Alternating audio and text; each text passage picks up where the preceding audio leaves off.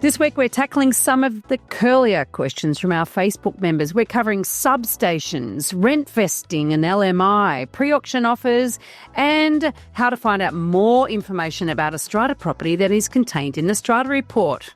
Welcome to Your First Home Buyer Guide, the podcast for first home buyers who want to become educated home buyers. I'm Veronica, and that was Meighan. We're two of Australia's most experienced buyer's agents and probably old enough to be your mum, which is a good thing because between us, we've got almost 50 years experience to share with you, and together we're going to cut through the BS and make sure that you're well informed so you make better decisions.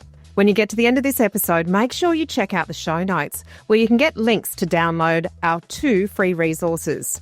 A mini course to teach you how to price a property like a professional, and a webinar to help you become educated about buying your home with the right amount of debt.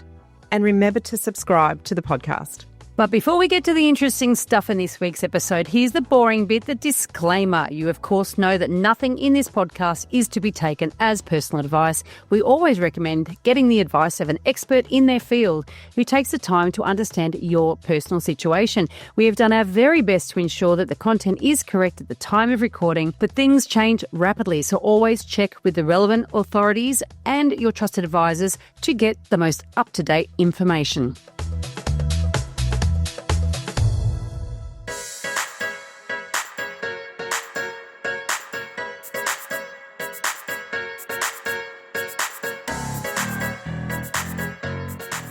Today we're answering more of your questions. These have come via our Facebook group and we absolutely love getting them, so keep them coming. First one, Veronica. This is an interesting one and I think you've got a little bit of experience here. So I'm going to ask the question and hand over to you. Would you buy next to a transmission substation if you loved everything else about the property? All right, the short answer is no. Okay, we move on. No. But there are some things to consider. There's some things to consider. Years and years and years ago in my buyer's agency business, I had a client that came to me and they'd found this home that they absolutely loved. And when we stood out in the rear balcony of that home, I looked down the hill and I could see a substation, quite a big one, not one of these little ones. And I went, I don't know about that. You can see that it's got to detract surely. But the whole valley, I mean, all the houses around could see this thing. But anyway, so we did a lot of research on EMF, electromagnetic radiation. I don't know what the F stands for. Field. Thank you. I should know because I did all this research back then. I even called ANSTO. I spoke to a nuclear physicist, literally spoke to one. Did heaps of information and research on that. And it was interesting because in that particular instance, the level of radiation that house would experience would be no more or less than you'd normally get in any normal house, right? But it was the visual thing. The fact you could see it was a deterrent. Now, those people actually did end up buying that property, but it was a very well considered decision. And in some part of me thought it was not a good idea. Other part could see that for them, it was the right decision to go ahead with that property. But I did want to make sure there was no safety concerns. Some years later, I had another client came to me. They were wanting to move from Canberra and they were looking at this property in a really lovely little spot, but right next to it's one of those substations. And I'm like, I really don't like the idea of it. And they were like, we want you to evaluate it. And they sent me a little EMF measurer, little, what do you call it? A little device. Anyway, they sent it up to me. They bought one, they sent it to me. And so I went through this house and it was really interesting because, and I built on the information that I'd learnt from previously for that other property. And when I walked through every single room along the side that was on the boundary with the substation, the thing went off like a right? Went crazy. I mean, you can't buy this house because even on the other side of the house, it didn't, the radiation didn't travel that far, really enough, but it was definitely there in every single room on that side. But what I found was when I went outside, because one of the things I learned was that those overhead wires, if they're on your side of the street, you're going to get that radiation in your front bedrooms, depending on how close you are, right? And so this particular street had these, the overhead wires directly at the front. So the front bedroom in this particular house in that corner was just went off like crazy. Buzzing. But when you walked along the whole street, straight underneath those wires, you had buzz, buzz, buzz, buzz, and people don't think about that, do they? So Absolutely. yeah. So I think that, that we have to understand more about these things, but I definitely wouldn't buy next to one. If there was one a few doors away, I probably would if everything else was right about it. But then I'd be looking at having an awareness about all the other sort of ways in which we can get radiated. We're not even thinking about it. So there you go. There's a short answer to a long answer to a short question. To a short question. We had a similar thing. One of Brisbane's most prestige suburbs, one of the highest median house prices in Brisbane, highly sought after suburb, has one street that has high voltage power lines running through it, and then those power lines go under the river over to the main. I'm not going to say the mainland, it's just a river, but it is a bit of a peninsula, this particular suburb. And I had some people from Melbourne send me a property and say, we'd like to engage you to assess this property and purchase it for us at auction. And, the marketing material was phenomenal. You could not see that these high voltage power lines were anywhere near the property. I said, I really think we need to investigate this. We've never bought in this street. I don't recommend buying this street for these reasons, but you get a lot more house for your money because of this major negative that can never, ever be overcome. And we had the EMF assessment done by a property hygienist. I think they were called. Yeah. And it was interesting to learn. Now, I'm talking maybe 12 or 13 years ago. It was really interesting to learn that houses that have any kind of electronics in it, Wi-Fi, smart wiring, anything like that, they emit a huge amount of EMF. Yep. So just a house that you live in can have a high reading, but then you put on top what was in the street, and I could not make them run fast enough away from this potential purchase. But the interesting thing was the resale, right? Because optics is an important thing. If you're physically not looking at a property, then you're at an absolute disadvantage. But anyone who's potentially buying your property from you in the future probably is going to have a look at it. And in that case, you've got a huge amount of the market that is not going to buy that property. Exactly. And when that property sold versus the one that we ended up buying for these people, and we're talking about a $3 million property 12, 15 years ago in Brisbane, which was a lot, the difference was astronomical in the resale. So the growth was far lower for that property that had that major negative than it was for the one that didn't. There you go. So that's precisely why we would, there's two reasons. There's that perception and there's reality. Health. There's health, and then there's, what does the future look like for this property? Yeah. Does the property do what it need to?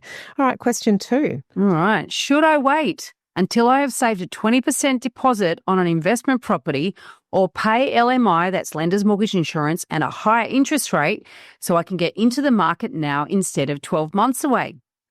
As always, depends. There's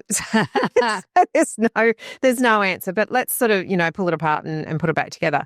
Choosing to pay lender's mortgage insurance, LMI, could allow you to enter the market now rather than waiting to save 20% deposit over the next 12 months. And this does come with additional costs. And I've done it. I did use LMI to buy my second property because I couldn't outsave the market. It was when Brisbane was going through an enormous boom in 2002. And there is no way that we could keep up. We could save enough to get to that 20%. Because we were just watching prices grow.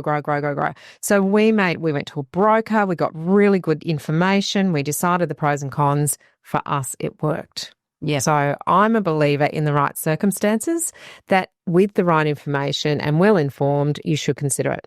Absolutely. So while it comes with additional costs, i.e. the payment of the LMI and possibly higher interest rates as well until you get your loan value ratio down. It may also enable you to capitalise on current market opportunities, particularly if property prices are rising like Meighan was talking about. But there's a flip side. Waiting could save you the cost of LMI and provide more favourable loan terms, but it also carries the risk of missing out on that market growth during that time. So I think that there's two things. We're not giving you financial advice here because this is something you definitely need to discuss with your broker, and we will get into that in a minute. But there's two aspects here. There's one is your affordability and what you can afford, and the other one is what's the market doing. And I think you have to be looking at both of those things and discuss them with your broker. Because ultimately this decision depends on your financial situation, your risk tolerance, your confidence in the current market dynamics. They're not going to be going up forever, but but nobody can predict when it stops. Yeah, absolutely. Now, next week, we will interview, so that's episode 229. We are interviewing Andrew Wheatley. Now, we've already recorded it. I'll let you in on a little secret. We do talk about this, and we talk about asking lots of questions of a broker and the kinds of questions that you should ask.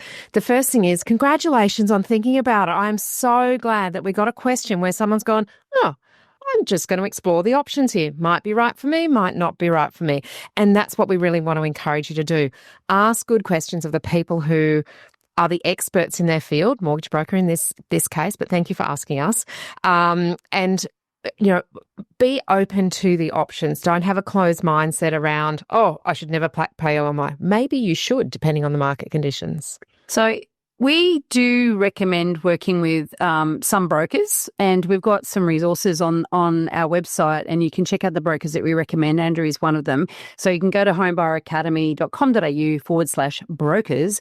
But also, because in a nutshell, in a hot property market, you might pay LMI in order to avoid being priced out of the market, while in a stagnant or falling market, it might be wiser to wait. We have another podcast episode back in episode 141, where we discuss LMI in particular. So you might want to, to swat up on that to learn about LMI, which I think is important for first home buyers to understand. Definitely. Question 3 we have from our Facebook group. It's not a listener question. Well, I might be listeners. Listeners. We hope you're listeners. Yeah. How do I make a pre-auction offer without paying more? Well, this is in my wheelhouse. As you know, I love the whole auction sequence or process, and I literally wrote a book on this, right? So putting in a pre-auction offer requires you to be very strategic and have a clear plan. They're not always necessary. Sometimes a buyer would be better off by going to auction, but your job as the buyer is to work out the difference. Sometimes agents actually want you to make an offer, right? And particularly if they're trying, their dialogue is around making you think that there's an opportunity or encouraging you to do so, then you have to really work out whether this is because they don't have that much interest in the property. And that can often be the case, particularly the closer you get to the auction. I often hear buyers that they're really proud of themselves because they bought the property prior to auction and in New South Wales, this is because in Victoria is different. So just block your ears if this is Victoria, if you're in Victoria. But in Sydney, for example, if somebody says, I bought the day before auction, pre-auction, I'm so clever. It's like, you're probably not.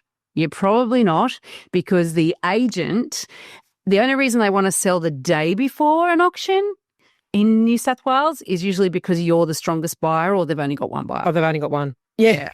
That's in Sydney. In Victoria, it's a bit different because there's only a 3-day either side of the auction window of opportunity to buy without buying under auction conditions. God almighty, I'm confusing myself here.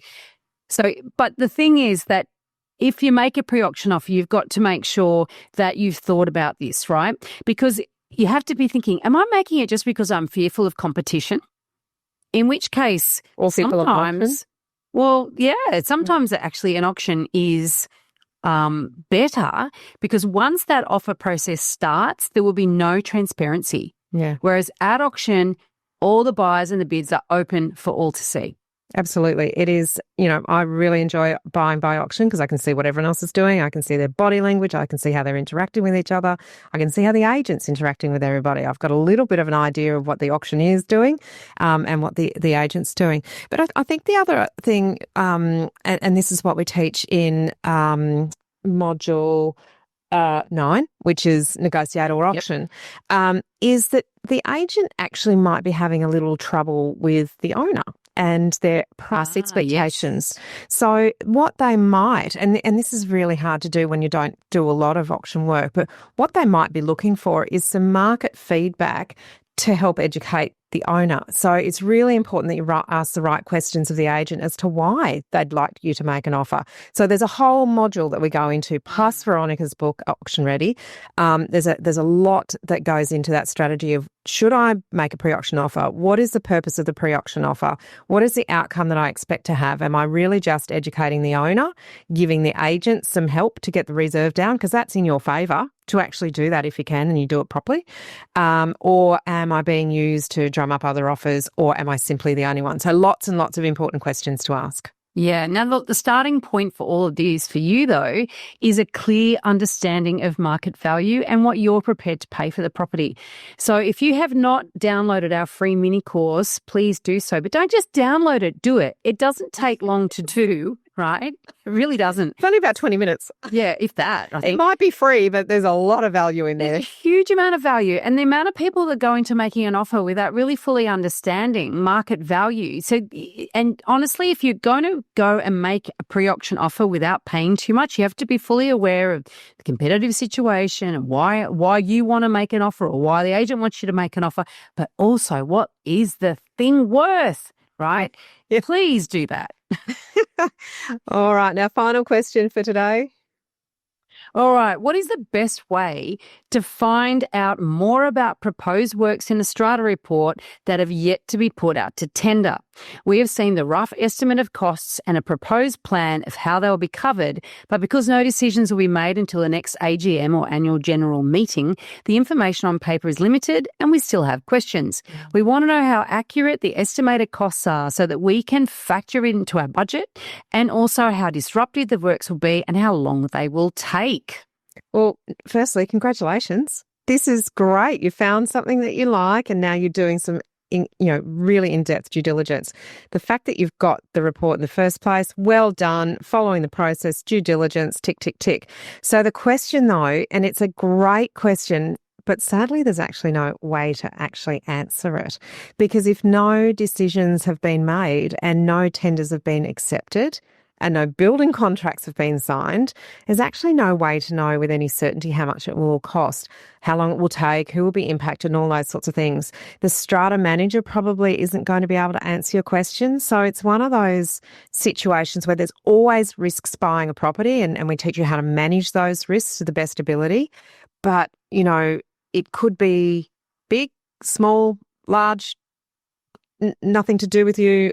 You can't really answer it until contracts are signed. No, and when it comes to Strata, I have to say that we, in my business in Sydney, we err on the side of, if you have no ability to quantify this, then we look at it as a pretty big red flag, right?